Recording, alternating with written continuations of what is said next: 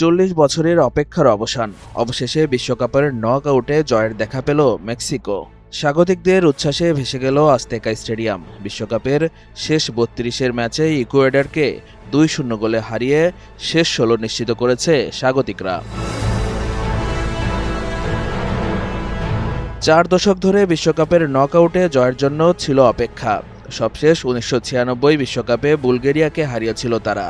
ঠিক 40 বছর পর আবারও একই আজতেকা স্টেডিয়ামে ইতিহাস গড়ল মেক্সিকানরা। সঠিক প্যাড আর সঠিক তথ্য দিয়ে এসব সামলে নিব এক হয়ে। Monalisa sanitary napkin. ম্যাচের শুরুটা হয়েছিল 1 ঘন্টা দেরিতে। বজ্রঝড়ের কারণে নিয়মিত সময় পেছাতে হয়। তবে মাঠে নেমে কোনো চাপই দেখা যায়নি মেক্সিকোর খেলায়। 22 মিনিটে দুর্দান্ত ফিনিশিংয়ে দলকে এগিয়ে নিয়ে যান হুলিয়ান কিনিওনেস।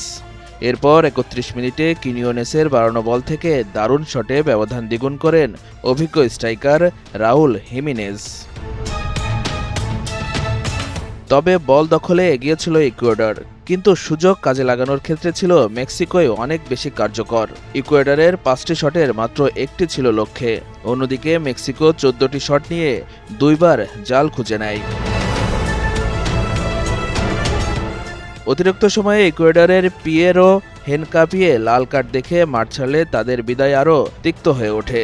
এই জয়ে বিশ্বকাপে আজতেকা স্টেডিয়ামে টানা 10 ম্যাচ অপরাজিত থাকল মেক্সিকো।